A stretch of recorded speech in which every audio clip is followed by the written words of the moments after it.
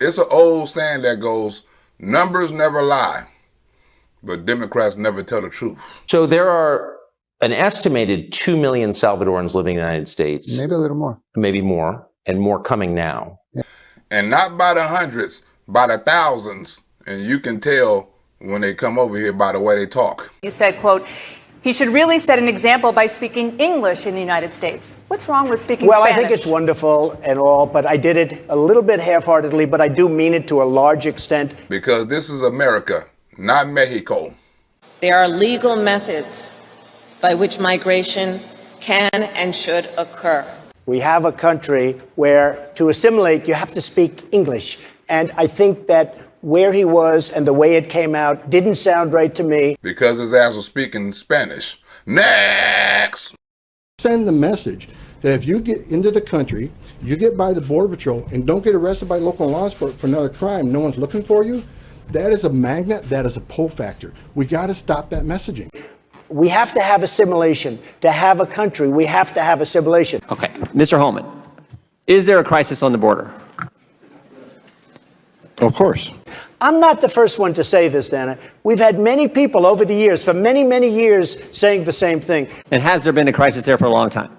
Yes. This is a country where we speak English, not Spanish. And we're supposed to protect our country against enemies, foreign and domestic. Well, America got the domestic part right. We need to start working on the foreign. MS-13 was started in the 1980s in Los Angeles by immigrants from El Salvador. We got to tell people it's not okay to violate the laws of this country. You can't want to be a part of this country and not respect its laws. You can't have it both ways. It has since expanded to include Hondurans, Guatemalans, Mexicans, and others from Central and South American countries. So until we get that message clear, that there is no safe haven here, and if you're in sanctuary cities, that's where we'll send additional resources, look for you at your home, at place of employment. We're going to enforce the law. Trump has made dismantling MS-13 one of his top priorities.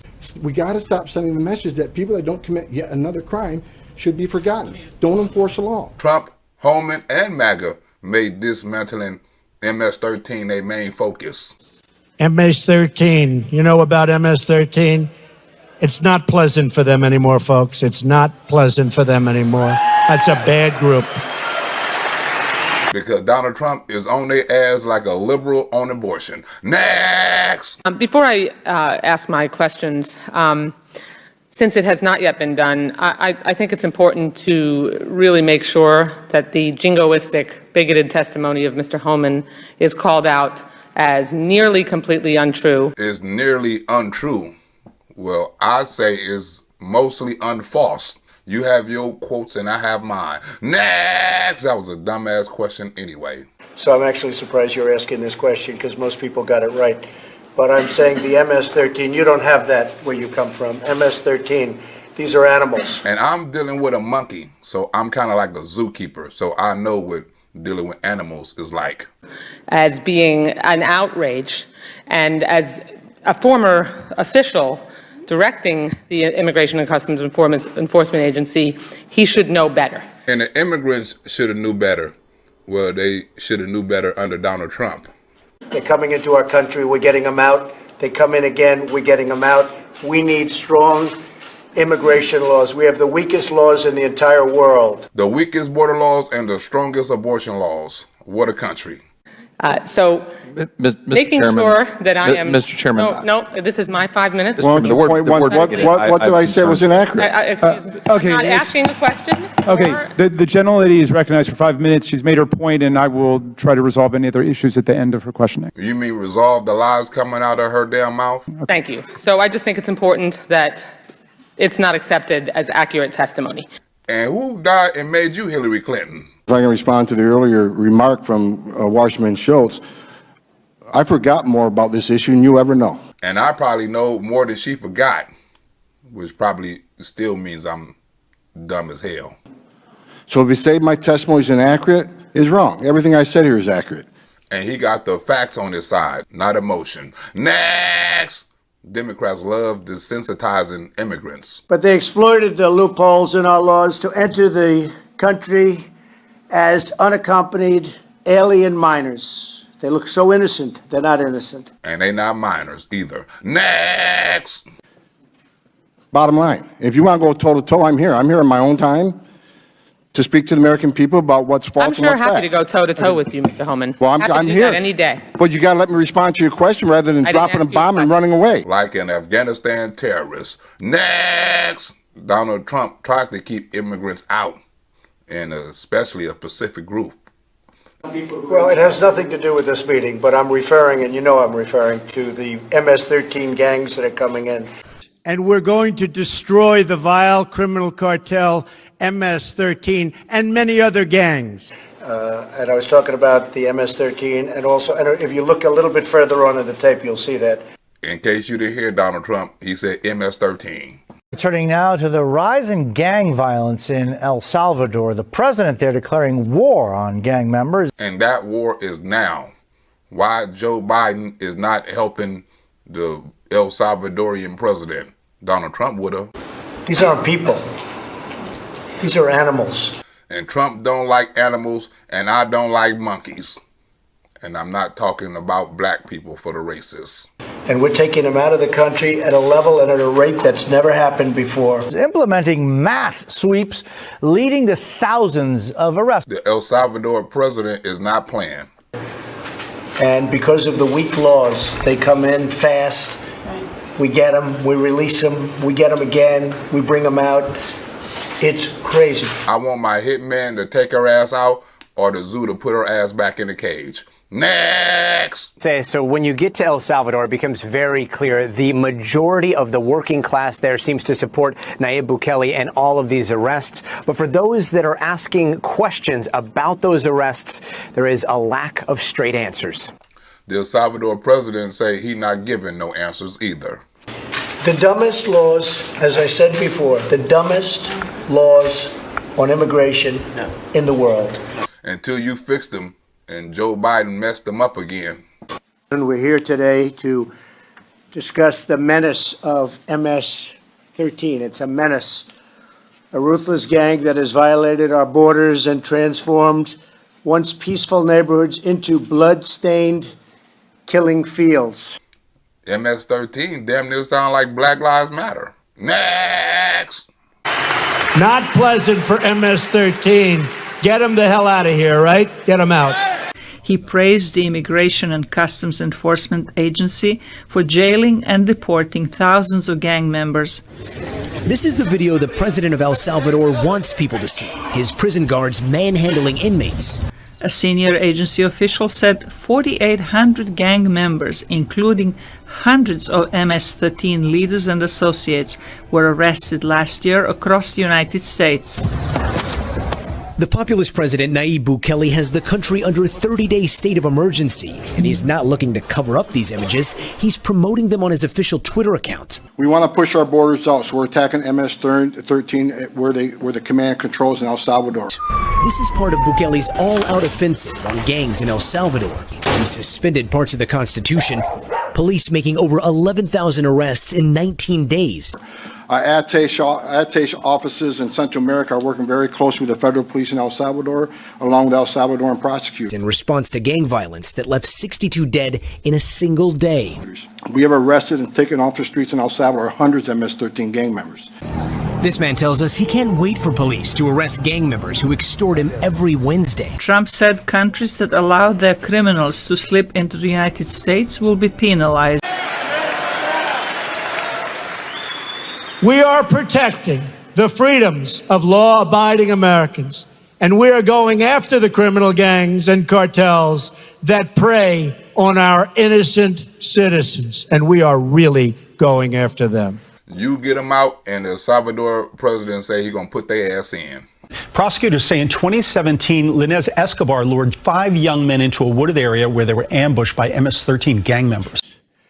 But MS-13 is particularly violent. Today, the only victim who managed to escape testified about the horror that unfolded that night. MS-13 lives by the motto, kill, rape, and control. That's actually their motto. The cold-blooded gang murders in April 2017 made Central Islip synonymous with MS-13. Kill, rape, and control. 4 young men killed in a bloodbath in a park near a ball field. Their deaths shone a national spotlight on Long Island gang violence, drawing the attention of former President Donald Trump and former U.S. Attorney Jeff Sessions. They don't like shooting people because it's too quick. It's too fast. Now, 5 years later, the trial begins for one Linus Escobar, nicknamed Little Devil, accused of luring the victims to a community park, allegedly to smoke marijuana. Instead, Justin Livacura, Michael Lopez, Jorge Tigra, Jefferson Villalobos were slashed and hacked to death by more than a dozen MS-13 members, some as young as 15 years old. I was reading one of these animals was caught and explaining they like to knife them and cut them. The motive, the victims had disrespected the notorious gang on social media. And let them die slowly because that way it's more painful. Suddenly surrounded by MS-13. Everyone down on the ground. So we go down on our knees. Nobody moved. They said we were going to die. They had machetes. I ran and ran. Thank God I was able to escape. And they enjoy watching that much more. These are animals. Trump has made dismantling MS-13 one of his top priorities. But they killed a cop for the sake of making a statement. They wanted to make a statement. And I'm trying to kill a monkey so she won't see my Cash App statements. Next! We have laws that are laughed at on immigration. The president will use whatever excuse is possible to advance his anti-immigrant agenda. But we're getting them out by the thousands. But it's a big, dangerous job. To advance his xenophobia, to advance his racism. And they're able, in some cases, to come back in, or new groups come in, also from the gangs. And that is why we are raising our voice, so that he knows he is not well received in this community. Like Donald Trump really give a damn. Next! Add that to the list of places Trump not welcome. We're going to work out something where every time somebody comes in from a certain country, we're going to deduct a rather large amount of money from what we give them in aid, if we give them aid at all. Because your aid is conditional. Which we may not just give them aid at all, because despite all of the reports I hear, I don't believe they're helping us one bit. The other countries sound like Democrats. Washington has gone after law-abiding gun owners while making life easier for criminals, drug dealers, traffickers, and gang members. And talk about gang members better than she talk about Americans. We believe, some of us who are attracted to the political arena, to government and public service, that we're all God's children. You never said that about Trump supporters. There's a spark of divinity in every person on earth. You never said that about MAGA. You probably prayed that MAGA burn in hell. I noticed recently where Democrats, Nancy Pelosi as an example. And that we all have to recognize that as we respect the dignity and worth of every person, and as we recognize our responsibilities with that spark of divinity within us. Are trying to defend MS-13 gang members. And so when the President of the United States says about undocumented immigrants, these aren't people, these are animals. I called them animals the other day. You have to wonder, does he not believe in the spark of divinity, the dignity and worth of every person? And I was met with rebuke. These are not people, these are animals. The President of the United States. They said, they're people. Every day that you think you've seen it all, along comes another manifestation of why their policies are so inhumane. They're not people. These are animals. And why we have to continue the debate, striving for bipartisanship with openness about what is at stake and what the choices are. These aren't people. These are animals. And to be unifying in every way possible. Calling people animals is not a good thing. So when the MS-13 comes in, when the other gang members come into our country, I refer to them as animals. And guess what? I always will. And damn what Nancy Pelosi is talking about, they animals. Next! And where is the zookeeper, Kamala Harris? Is Vice President Harris still in charge of addressing the root causes of migration from El Salvador, Honduras, and Guatemala? Why don't you ask Kamala? Jeremy, let me tell you something. Yes, I will, and I have before. Listen, anybody, especially if you're from California, you know, I've spent a lot of time on the border, and both going there physically and aware of the issues. Aware and doing something about it is two different things. She is, and I just announced a commitment that she's announcing this afternoon. The only commitment that Kamala Harris made is getting on her knees every night before she go to bed, and it's not to pray. But the reality of it is that we need to prioritize what's happening at the border, and we have to prioritize why people are going to the border. Your ass still haven't figured it out in 2 years? Why do you think so many people have moved from this country to the U.S.? Because we can't ask Kamala.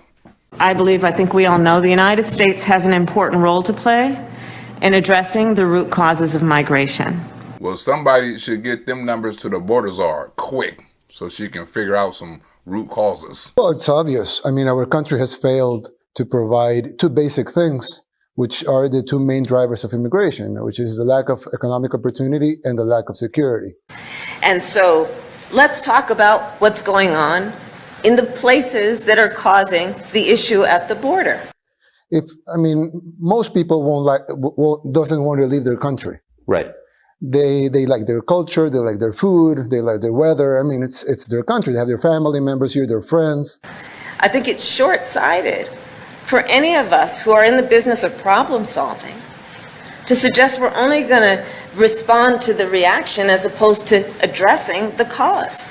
For example, if here in El Salvador we have better jobs and better security, it's less of an incentive. And you can see it in the numbers. So the Salvadorian president know the root cause, and the Guatemalan president know the root cause. And that's just a fact. If we want to, we all know that in our lives, in our personal lives. Let's go back to the cause, not to the effect. If you want to deal with the effects of a problem, then you have to go to the core of what is causing it. One of the main causes of corruption in Guatemala is called drug trafficking. That generates corruption at all levels. But the border czar Kamala don't know the damn root cause. He says that with that $20 that he has to pay the gang members, he would be able to buy food. And evidently, citizens know the root cause too. The president is ruling by Twitter. Critics say Bukele has passed authoritarian laws meant to silence opposition and is ignoring human rights. He says, so damn what? We haven't changed the country 180 degrees in 2 years. In 1 year and 9 months, we have been in government, of course. But if you see the numbers 2 years ago, and you see the numbers now, immigration from El Salvador has gone down. Because El Salvador root cause is getting better.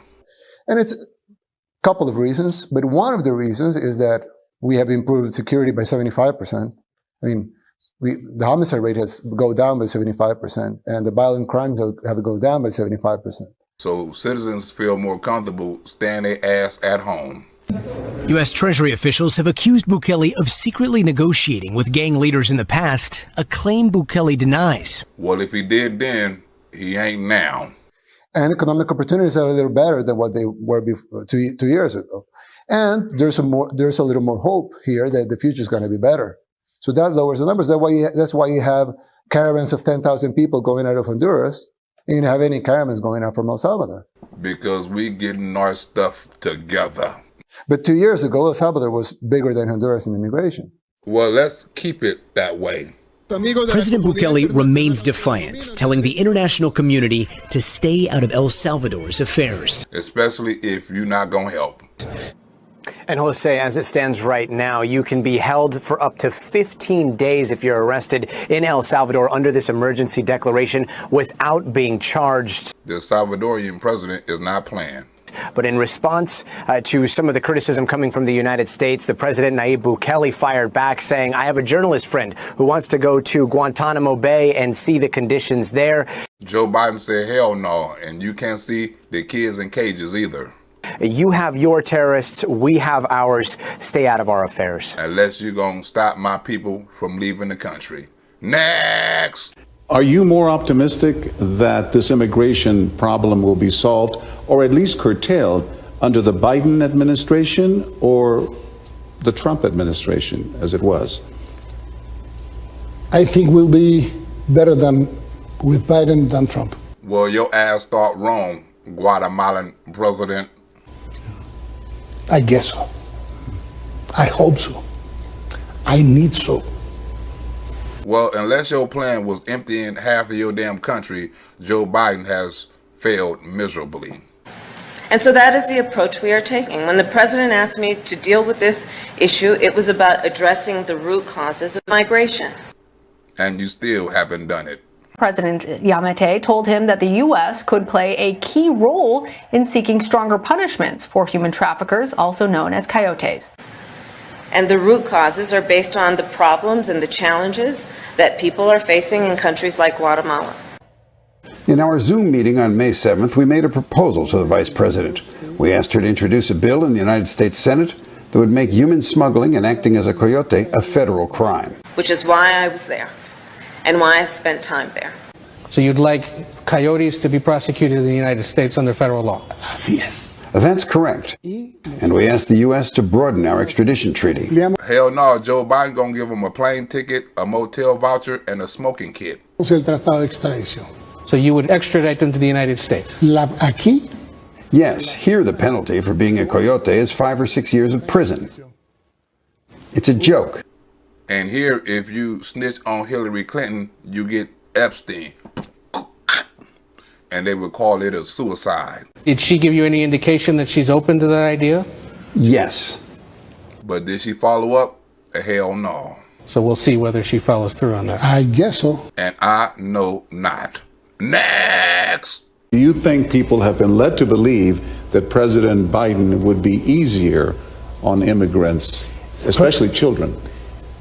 That was not exactly Biden's message. Well, the immigrants said it was his and Kamala's. Thank you for that. You said repeatedly in Guatemala that you wanted to provide a message of hope, but you also came with a warning. You said, do not come. At the same time, I want to be clear to folks in this region who are thinking about making that dangerous trek to the United States-Mexico border. Do not come. And you warned that would-be migrants would be turned away at the border. Why did you feel it was important to relay that message while in Guatemala? And are you worried that it may have drowned out your message of hope? Hell no, her message gave them hope. But they used his message to turn it around and tell people, now's the time. They'll receive you. And give you a check, too. Let's go. The message is confusing.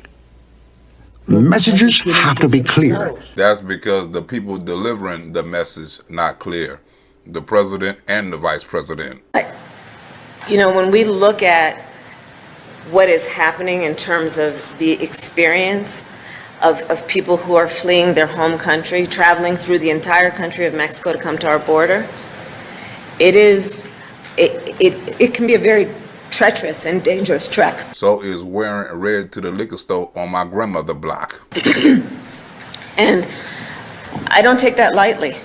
I don't take that lightly.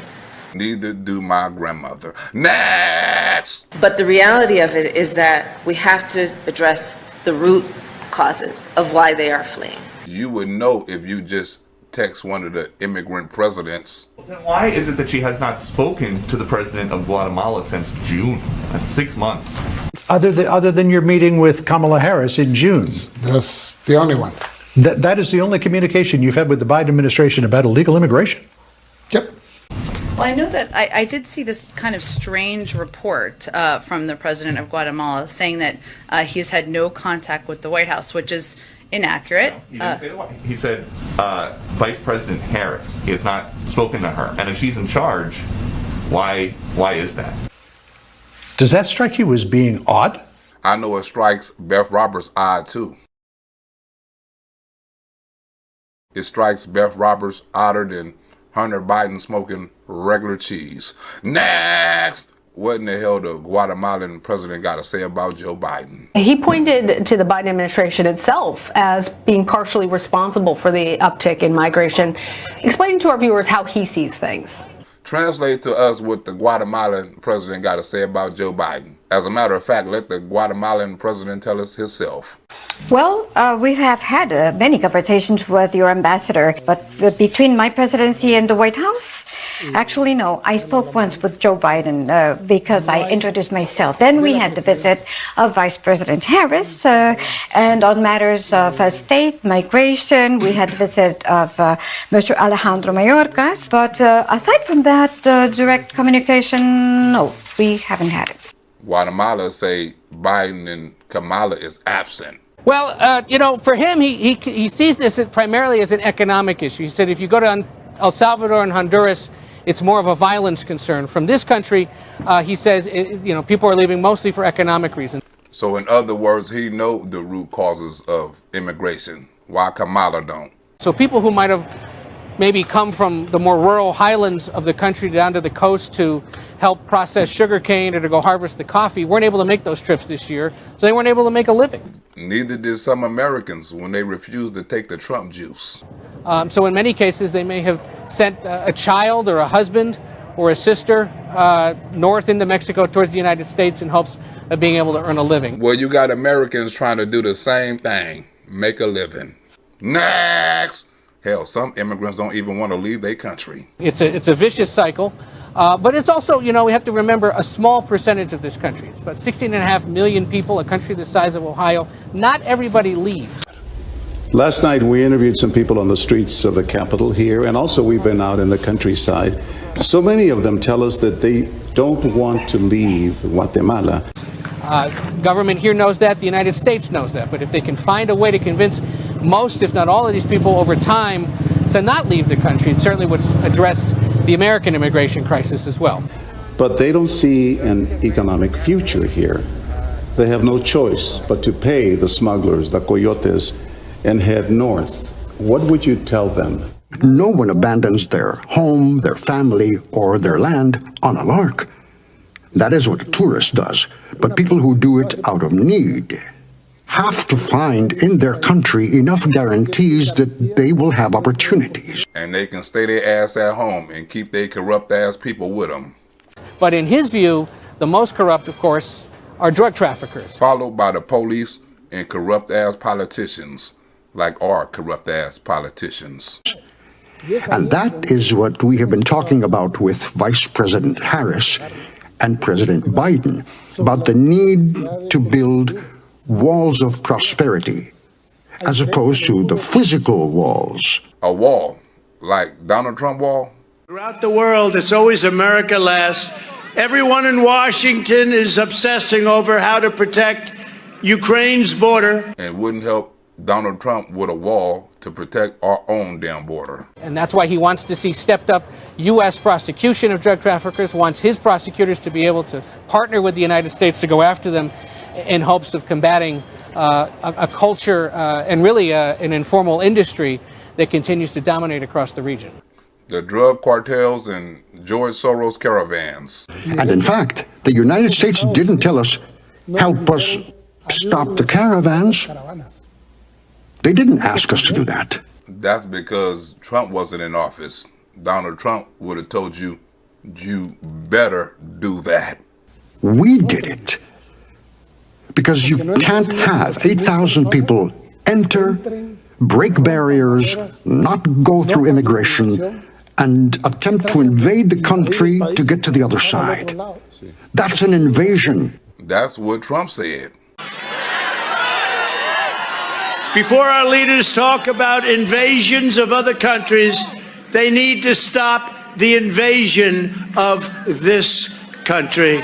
It's exactly the same thing if I were to enter the United States illegally. Because humans have to understand that there are laws that need to be respected. And what we're asking is for Guatemalan laws to be respected. It's being invaded. It's being invaded. And Donald Trump is asking for our borders to be respected and protected. Keep your ass out. Losing energetic, risk-taking people is obviously bad for your country. You want to keep people like that here. Do you resent the fact that the United States has offered all these incentives for people to leave your country and go there? And take the healthiest and most productive people that can be producing in your country. No, I would never resent that. But I just think that for a country, it's not profitable to gather people out. First, it's immoral. I mean, you to provide for your people, right? That's the moral issue. But you also have an economic issue. A tenth of that money that Joe Biden sent to Ukraine could have transformed your whole damn country. You mentioned drug corruption, but Mr. President, Guatemala has been rated as the government of this country as one of the most corrupt governments in the entire world. The Biden administration ain't no damn church choir. How can the United States be assured that any funding that it gives to Guatemala will go to where it's supposed to go, toward jobs and security? Just as much as you can be assured that if you hand Hunter Biden some Parmesan cheese, he gonna smoke it. And that this will stop the people from making dangerous journeys. Let me check you on something, Mr. What Would You Do? I'll correct you in one thing. First of all, I've been here 14 months. Not a single accusation of corruption has been lodged against me or against any of my ministers, not a single one. Together, we must fight violence. We must fight corruption and impunity. Of course, you can tell me that there have been corrupt governments. Well, of course, yes, I won't deny that. But you can't say that this government is corrupt. Why Joe Biden or Kamala ain't called me so we can get this immigration thing together? That we have devoted ourselves to corruption. What corruption? We haven't been accused of corruption. Next! They don't want it to come together. That's why. If you send your hardworking people and your talented people and people that want to work and want to risk it just to go and work, you want to keep them here because those will be the drivers of your economy. You don't want them there so they could send a remittance, which would be a small portion of what they will earn. And the U.S. is getting tax dollars and slave labor out of your citizens. And will they produce? You want them to produce here.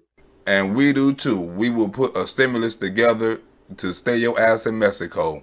And time will be the first person to donate to Build Back Mexico. Next! Keep their ass at Mexico. But you're talking about problems that have been there, and not only in El Salvador, but in a lot of countries in Latin America for the last 4 decades. And that's 4 decades too damn long. It is in our country's mutual interest to provide immediate relief to the Northern Triangle and to address the root causes of migration. Cut! Kamala Harris, we done figured out the damn root cause 30 minutes ago. And this immigration thing is just feeding on dependency on immigration on the countries that drive it. Well, the Democrats got to bring back slavery somehow. You know how they accidentally freed the first niggas. They can't afford to free slaves twice. This time the Democrats gave their slaves benefits. So it's not good for the United States, and it's not good for El Salvador. The best thing for both of us is to keep our people here and to provide for our people right here in our country. And that's what people here want. And that's what Joe Biden, and that's what Donald Trump wanted to do, and Joe Biden don't. The first duty of the American president is to defend the American border. Well, Joe Biden failed his duty miserably. Yes. So at the end, it's not, I won't resent it, of course, but I think that it's better if we can keep our people here. And we can keep our border safe and closed to illegals. But the most important border in the world right now for us is not Ukraine's border, it's America's border, and we do nothing about it but let people come in and we have no idea who they are. And no idea what they're carrying either. You and I have discussed before an understanding and a belief. Most people don't want to leave home. It took you 10 years to figure that out. Because we are partners in the same problems. They don't want illegal people over there, and I don't want them to leave. And we don't want them to come. Explain quickly, if you would, what you just said is not good for the United States to become dependent on immigration. What do you mean by that? Meaning America got to stop using your citizens for cheap labor and keep crippling your economy. No. Latin American countries, if you don't provide for your people economic opportunities, if your economy is doing bad, if your security is doing bad, people are gonna leave. We should help them before we help Ukraine. I think that will make our country a whole lot safer. And they're gonna go and try to find a rich country, right? They're not gonna leave for Guatemala, right? They're gonna try and go leave for they're gonna go they want to go to the United States. And when they do, it is often because they are fleeing some harm, or they are forced to leave because there's no opportunity. You finally started to get it, huh, Kamala? So that makes these countries dependent on immigration, because what you become a net exporter of people. Wasn't slaves imported? You're not exporting products or services, you're exporting people. But now we pay them instead of buying them. Slaves with benefits. So that makes your economy dependent on that, because then those people send money back to their home countries, which is not a good economic formula. Not for your country, but it's a damn good one for America, because they get slave labor for cheap. So we have a common problem. Let's solve it together. Let's work with El Salvador, Mexico, and Guatemala so we can end gangs, border crisis, and drugs that is affecting our country. So when you keep these countries depending on that, the economy is like a vicious cycle. A vicious cycle, like keeping other countries broke by taking their good workers, and keeping our country rich by using them good workers for cheap labor. And the way to solve it together is like we discussed with Vice President Harris, whom I invited to come to Guatemala in the next few weeks, so that we can define what is already being done. And stop ignoring what's not. So it's bad for the United States because immigration will go up, and it's bad for our countries because people leaving the country will go up as well. So it's bad for both of us. So the best solution is to help other countries with crime, drugs, and human trafficking over in their country, and we wouldn't have an immigration problem in our country. Thank you to everybody who donated to the Black Build Back Better video that I done the other day. Good looking out on the donations. I'm keeping this channel alive. Your donations is very well welcomed. And if you ain't donated to this video yet, what you waiting on? You can donate through the PayPal, through the Super Chat, or you can Cash at me. Whatever way, or you can send it through the post office, mailbox, whatever way you want to do it. We gonna treat this like church, a black church that is. You can donate it one way or the other. Either you can Cash at me, PayPal, or gonna send my grandmother to your house to rob your ass. We can do this the easy way, or we can do this my grandmother way. Make a choice.